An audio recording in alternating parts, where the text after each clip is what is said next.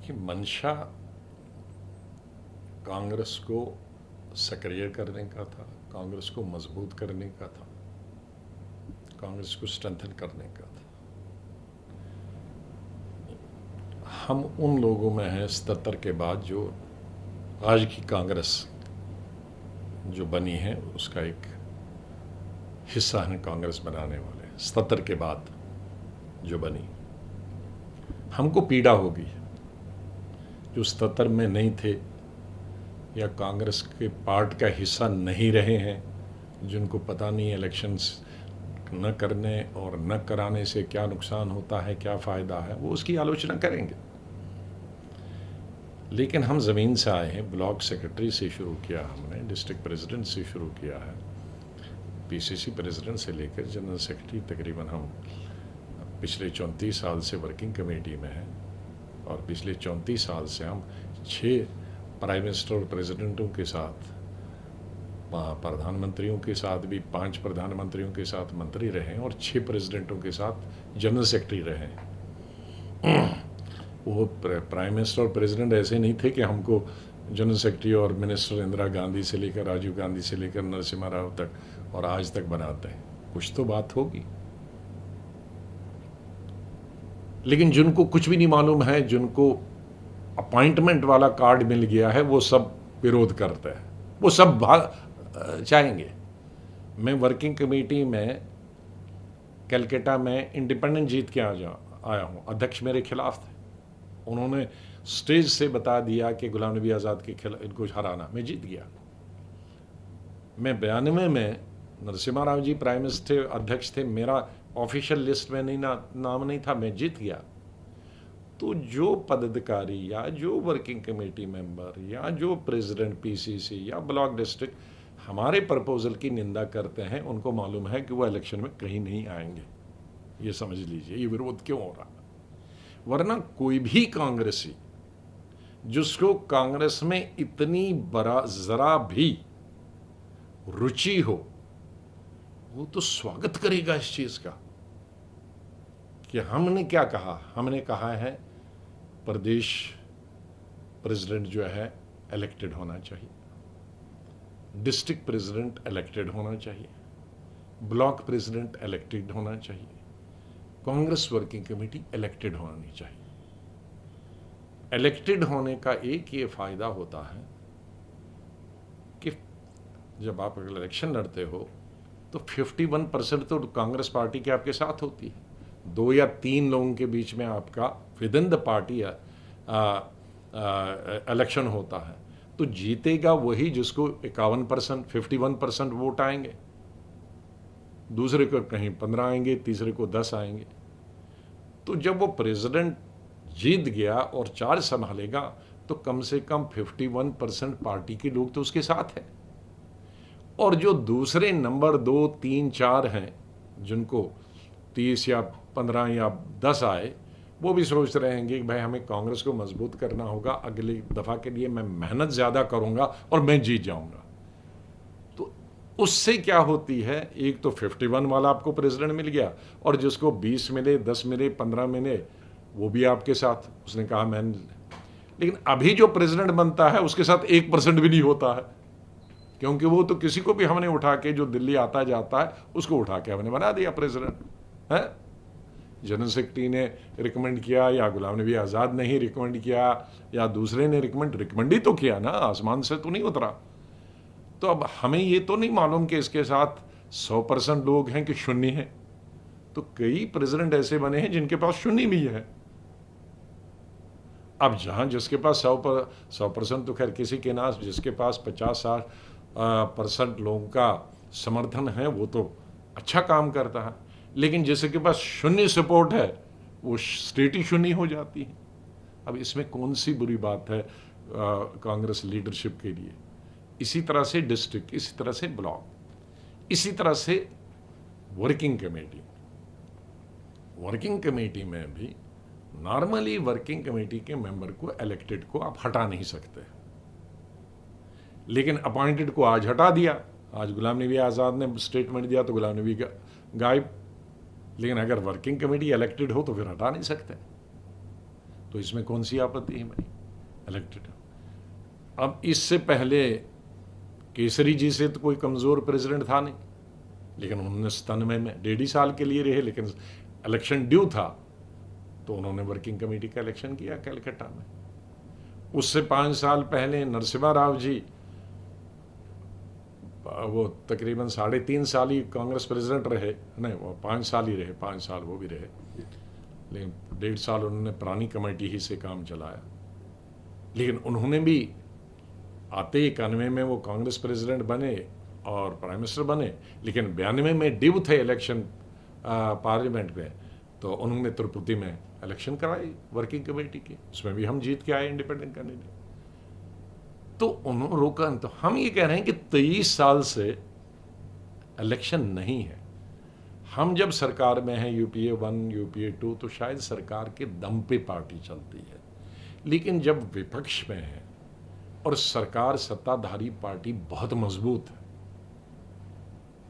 उनके पास पावर भी है, सेंटर में है, स्टेट में है, उनके पास संगठन भी मजबूत है, एक संगठन ही 40-45 संगठन है, उनके पास संख्या भी है, उन्होंने वोट बेस भी बहुत बढ़ाया है।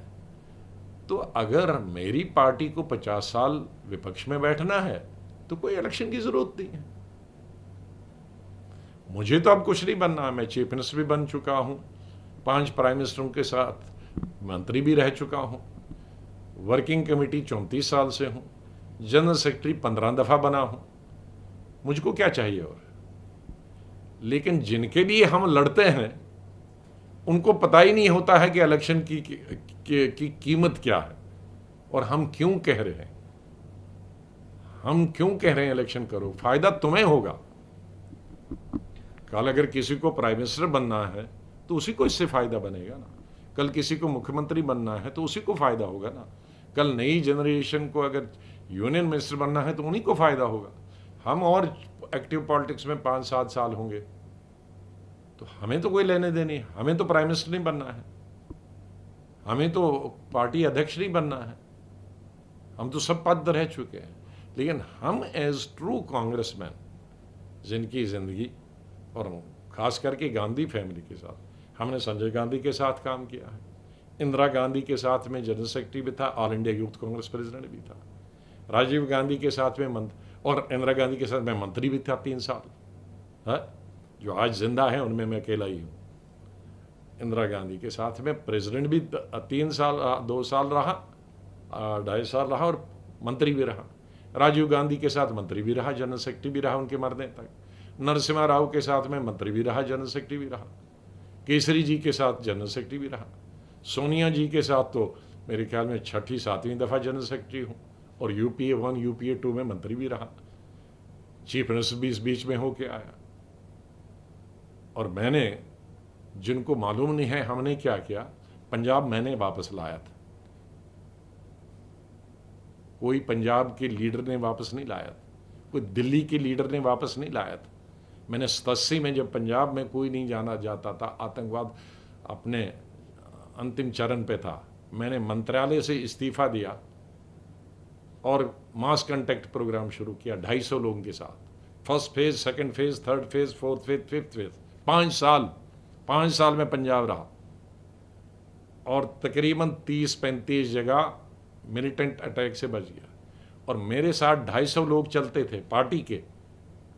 पहले 6 महीने में भी 52 लोग मार दिए मिलिटेंटों ने, लेकिन हम पीछे नहीं हटे। जब तक इलेक्शन नहीं करवाया, जब तक आतंकवाद खत्म नहीं हुआ, जब तक सरकार कांग्रेस की बनी, मैंने पंजाब नहीं छोड़ा 5 साल। इन बच्चों को मालूम है पंजाब में कैसे आतंकवाद खत्म हुआ और किसने किसने करा खत्म, नहीं मालूम है।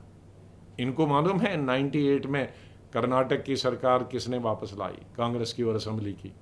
मैंने शुरू किया बस यात्रा, 50 लोगों को, सब लीडरों को मिलाकर, और 1 साल में वहाँ रहा, असेंबली भी आई। और ये इनको मालूम है तमिलनाडु में 2000 में किसने जयललिता से और विधानसभा में जयललिता से और मुपनार से अलायंस किया। कोई दिल्ली का आदमी जानता है, कोई जनरल सेक्रेटरी जानता है, कोई वर्किंग कमेटी मेंबर जानता है, कोई लीडर जानता है? कोई नहीं आया। अकेली किया, अकेली कैंपेन किया, जीत आई। पौंडीचेरी जीत के कैसे आई? इनको केरला में मुस्लिम लीग के साथ दोबारा किसने अलायंस किया 2000 में, और अपने यूडीएफ को किसने जोड़ा और सरकार आई, और हाईएस्ट नंबर 70 साल में आज तक मेरे वक्त में वहाँ आई? किसी को मालूम? किसी को? यूपीए 1 में हमारी कर्नाटक में, आंध्रा में कितनी सीटें थी? 5। और बीजेपी और चंद्रबाबू के साथ कितनी थी? 7। मैं 1.5 साल वहाँ रहा और 1600 मीटिंगें की। First phase, second phase, third phase, fourth phase, fifth phase, और यूपीए वहीं से बनी। हमें 5 सीटें थी और 37 आ गई यूपीए की। ये इनमें से किसको मालूम है? कोई गया है उन कंपेनों में? मैं 6-7 का ही नाम लूंगा और नहीं लूंगा। कोई गया है स्पीच करने? जिन स्टेटों के इंचार्ज हैं, जरा एक स्टेट दिखाएं जीत के आए हैं, एक स्टेट दिखाएं जीत के आए हैं। मेरे पास दर्जनों स्टेट बता सकता हूं जो मेरे जनरल सेक्रेटरी में किसी ने कहा कि आपको हर वक्त फ्लैग मिलता, लगा रहा। हाँ, फ्लैग दिखाया क्योंकि जीत के आता था। हारे हुए आदमी को कौन फ्लैग लगाएगा? वो भी तो जनरल सेक्रेटरी जिसने उठाया था कि आपको हर वक्त फ्लैग लगा। अरे फ्लैग इसलिए कि मैं स्टेटें जिता के लाता था। कश्मीर में 3 एमएलए थे और सरकार मैंने बनाई, पीसीसी प्रेसिडेंट सिर्फ 6 महीने रहा। तो फ्लैग मुझे लगेगा कि तुम उनको घर में बैठ के लगेगा? जो घर में बैठते हैं तो उनको कैसे फ्लैग लगेगा? जो जंग जीत के आएगा तो उसी को तो मेडल मिलेगा ना। जो हार के आएगा, पिट के आएगा, उसको कौन मेडल देगा? तो इसलिए हमें कोई ज़रूरत नहीं है गुलाम नबी आज़ाद को कोई वर्किंग कमेटी की ज़रूरत नहीं। किसी ने बहुत चीप बात की कि राज्यसभा सीट, तो राज्यसभा में कितनी रहे? 41 साल हमें पार्लियामेंट में हो गए, असेंबली और पार्लियामेंट में जीत के भी आए हैं। जम्मू कश्मीर में 2 इलेक्शन लड़े और दोनों हाईएस्ट वोट से अभी 70 साल में जीत के आया हूं। जिसको नहीं मालूम होगा उसके लिए बता रहा हूं। असेंबली के और पार्लियामेंट लड़ा, हारा, लेकिन 70 साल में किसी भी कांग्रेस कैंडिडेट से दुगने वोट वो है लेके आया है। वो वे में ठीक है, 4.5 लाख वोट मिले तो भी हार कर भी, लेकिन मुझसे पहले उस कॉन्स्टिट्यूंसी में हाईएस्ट वोट से जो जीत के आता था वो 2,11,000। वो 2 लाख सीटिंग जो था उसको 2,11,000 थे, और मैं हारन 4,28,000 मिले, उससे दुगने तो भी हार गया। हाँ, तो जितने जीते कैंडिडेट 70 साल से थे वो बीजेपी का जीता, कांग्रेस के जीता, उनसे दुगने वोट हार कर भी हमने ले लिए। जो जनाधार की बात करता है, और दिल्ली बैठकर। तो इसलिए हम जो ये कह रहे हैं कि भाई सोनिया गांधी के, सोनिया गांधी तब रहेगी जब पार्टी प्रेसिडेंट रहेंगी। राहुल गांधी अगर प्राइम मिनिस्टर बनना चाहेंगे तो जब पार्टी मजबूत होगी तो तभी प्राइम मिनिस्टर बनेंगे ना। ये लोग जो इलेक्शन ही कभी नहीं चाहेंगे तो कभी नहीं प्राइम मिनिस्टर बनेंगे। उनको अगर प्राइम मिनिस्टर बनना है तो हमारी बातें सुनना होगा, इन छोटे भाइयों की बातें नहीं सुननी होंगी। सर, क्या वजह लगती है कि आपको, जिसको आपकी क्या वजह लगती है कि मैंने बताया ना, कंसर्न्स मैं यही बता रहा हूं। जिनको मालूम है कि वो इलेक्शन स्टेट या डिस्ट्रिक्ट या वर्किंग कमेटी में जीत के नहीं आ सकते हैं, वो विरोध कर रहे हैं और वो लीडरशिप को भी गुमराह कर रहे हैं। जिसकी हिम्मत होगी वो नहीं करेगा, वो वेलकम करेगा। और या ट्रू कांग्रेसमैन होना चाहिए कि भाई कांग्रेस इलेक्शन से ही मजबूत हो सकती है, तो उसको वेलकम होना चाहिए। ठीक है, लीक होना बहाना है। लीक क्या? परसों वर्किंग कमेटी मीटिंग चल रही थी, क्या सारी प्रोसीडिंग्स बाहर सारा मीडिया नहीं कर रहा था लीक? तो अगर वो 1 महीना पहले की लेटर लिखी थी और 23 लोगों ने उस पर साइन किए थे, तो एक आदमी ने लीक की तो लीक की, लेकिन यहाँ तो वर्किंग कमेटी चल रही है और पूरी रनिंग कमेटी पूरे हिंदुस्तान के मीडिया में चल रही, तो उस लीक का क्या हुआ?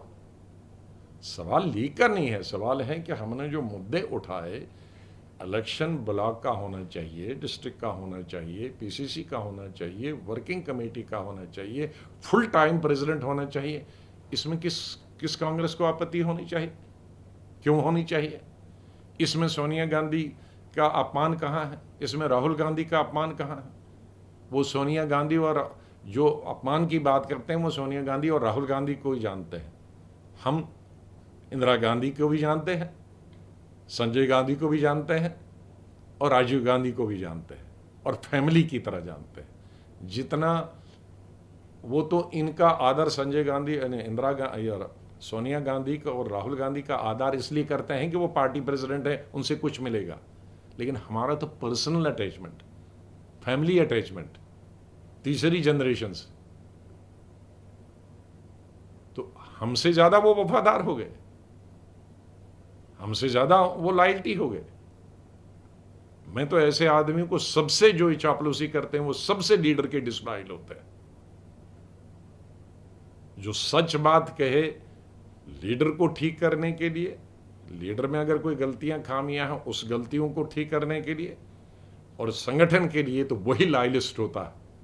वो लॉयलिस्ट नहीं होता है, वो चापलूस होता है जो लीडर की कमजोरी को कहेगा तुम ठीक हो, संगठन की कमजोरी को कहेगा नहीं कुछ सब ठीक है।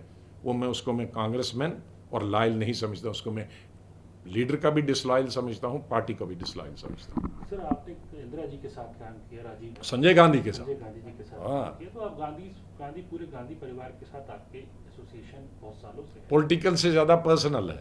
तो आप जब आपकी आपको मालूम है संजय गांधी और उसकी साली, संजय गांधी की पत्नी हॉस्पिटल में थी, सिजेरियन हुआ था, लेकिन वो मेरी शादी में 3 दिन श्रीनगर थे और बजट सेशन चल रहा था 81 का। ये रिलेशन है हम लोगों के।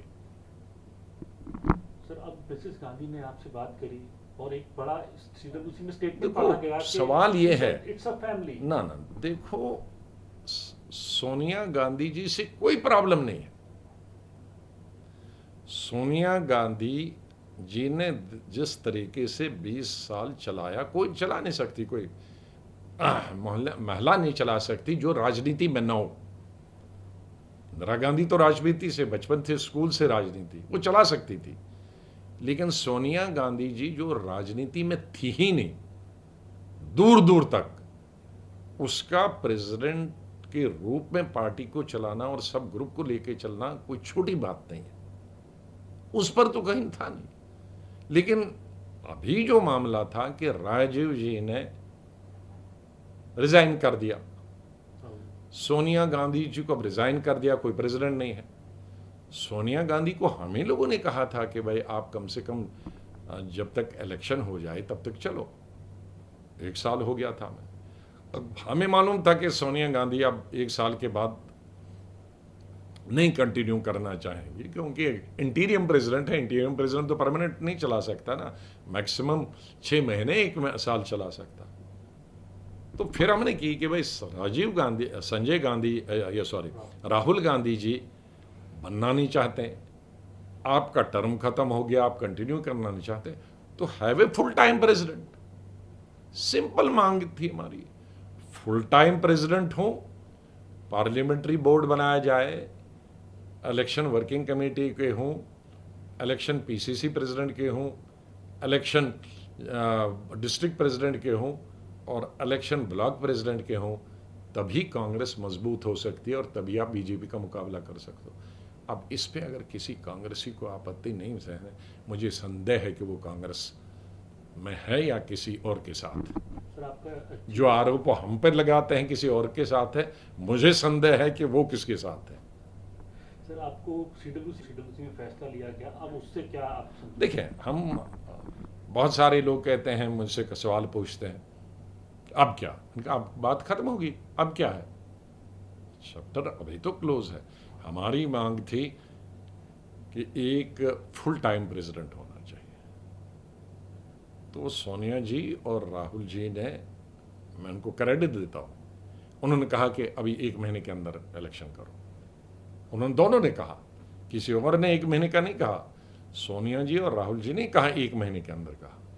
ये तो हम लोगों ने, चिदम्बरम ने, मैंने भी, बाकी सब साथियों ने कहा कि 1 महीने में संभव नहीं है, कोविड है, कोविड अगर नहीं होता तो संभव है। 1 महीने कोई दिल्ली की सरकार, केंद्रीय सरकार हमको दिल्ली में इजाज़त नहीं देगी 3-4 हज़ार लोगों को किसी एक जगह। तो इसीलिए सब लोग मिलकर, चाहे वो सिग्नेटरीज हों या नॉन सिग्नेटरीज हों, जिनमें थोड़ा बुद्धि है, उन्होंने ये बता दिया कि 6 महीने रखो कैप, ऊपर की कैप, चाहे फिर 2 ही महीने में हो, 3 ही महीने में हो, 4 ही महीने में हो, लेकिन 6 महीने तो रखो, 1 महीने में संभव नहीं। और फिर हम सब ने मिलकर रिक्वेस्ट की सोनिया जी से एक बार फिर कि भाई आपने इतने साल हम पर कृपा की है, तो आप अभी 6 महीने और चलाओ ये इलेक्शन, और किसी अब तीसरा इंटीरियम प्रेसिडेंट नहीं हम बनना किसी को चाहते थे, उससे और पार्टी को नुकसान होगा, आप ही इंटीरियम, आपकी अध्यक्षता। और उन्होंने मान लिया, और उन्होंने अच्छी लीडरशिप क्वालिटीज़ दिखाई।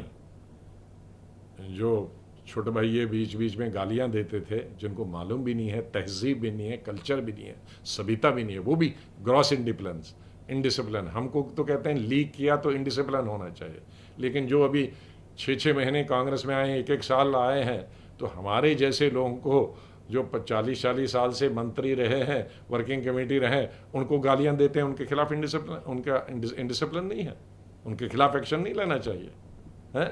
जिस भाषा का उन्होंने प्रयोग किया उसके खिलाफ एक्शन नहीं लेना चाहिए।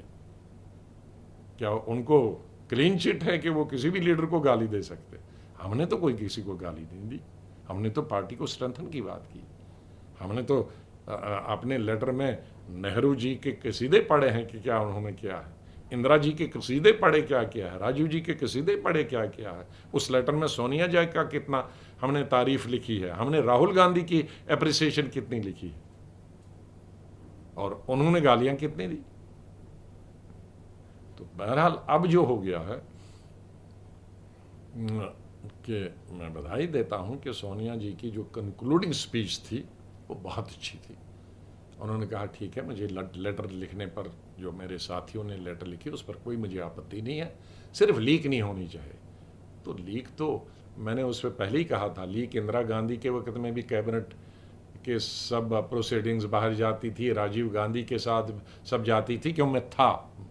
इंदिरा गांधी को भी यही कंप्लेंट थी कि कैबिनेट की बात बाहर जाती, राजीव गांधी को भी यही कंप्लेंट थी, नरसिम्हा राव को भी थी, और मनमोहन सिंह जी वन हो को कंप्लेंट हमेशा रही।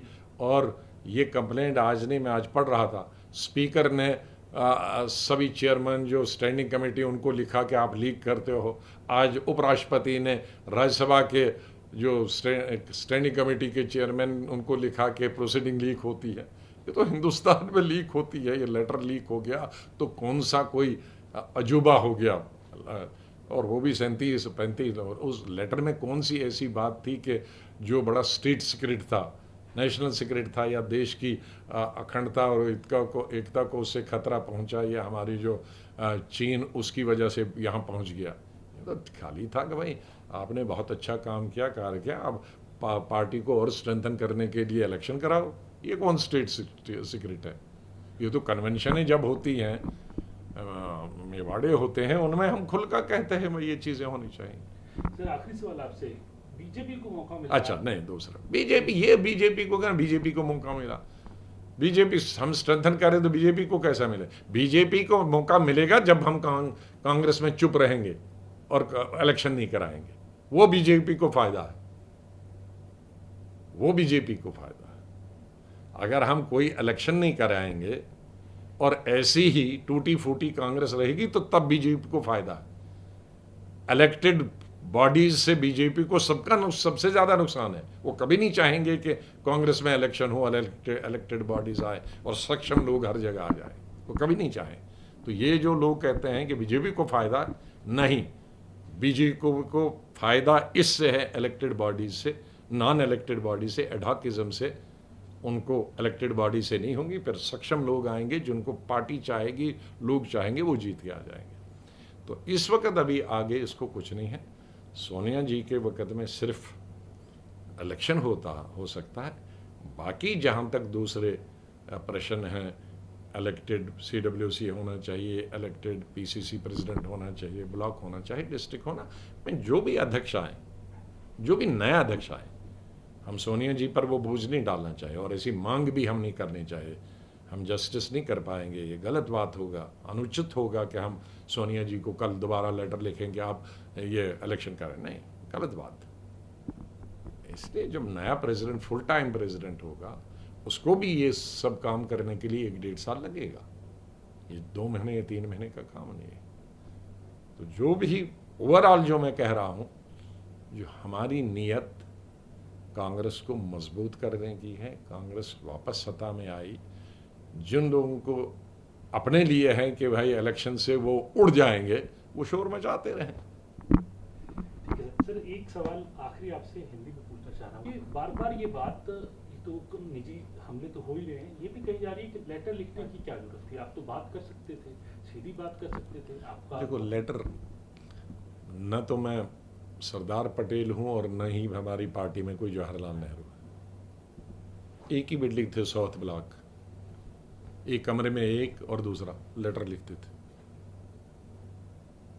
लेटर लिखते थे, कितनी लेटर हैं कि सरदार पटेल को लिखी, सरदार पटेल ने उसको लेटर लिखी, एक बिल्डिंग में, एक होम मिनिस्टर और एक प्राइम मिनिस्टर। तो ये लेटर लिखने की एक अलग बात होती है, जबानी एक उड़ जाती है, कोई बात नहीं। हम कितनी लेटर लिखते थे नरसिम्हा राव के वक्त में, मैं नहीं, 5-6 लोग थे हम, हमारे 3 साल उनके साथ यही लड़ाई रही कि आप डिस्ट्रिक्ट नहीं बनाते हो, पीसीसी नहीं बनाते हो। और जब उनके खिलाफ वोट कॉन्फिडेंस हुआ तो यही आया कि 5 साल से हम आपको लिख के बता रहे थे, मीटिंगें भी की और आपको कह रहे थे कि आपने पीसीसीज नहीं बनाई, आपने डिस्ट्रिक्टें नहीं बनाई, इसलिए हम हार गए। गवर्नमेंट की वजह से नहीं हार गए, संगठन की वजह से। किसी ने हम पर आरोप नहीं लगाया कि तो आप लोग बीजेपी के दबाव में कर रहे हो, और न उसने कहा कि आप किसी के दबाव में कर रहे हो। ये कांग्रेस पार्टी 135 साल की है, जिन्होंने हिस्ट्री पढ़ी है। हम तो स्कूल से हिस्ट्री कांग्रेस की पढ़ते आए हैं। कितना नेहरू और सरदार पटेल के बीच में टकराव होता था, लेटरें लिखती थे, वो भी वर्किंग कमेटी, दूर तो नहीं थे, फिर लेटर लिखते थे। और जितने आपस में जितने थे, लेकिन उसका मतलब थोड़ी कि वो कोई किसी से मिला हुआ था या अंग्रेजों से मिला था। ये तो नई चीज कर रहा हूं मैं, वो लेटर के जरिए होता था। नमस्कार, मैं हूं मानक गुप्ता। अगर आपको हमारा ये वीडियो पसंद आया हो तो इसे लाइक और शेयर जरूर करें, और हां, हमें सब्सक्राइब और फॉलो करना ना भूलें, ताकि आप देश और दुनिया की कोई खबर मिस ना करें। तो जुड़े रहिए हमारे साथ और देखते रहिए न्यूज़ 24।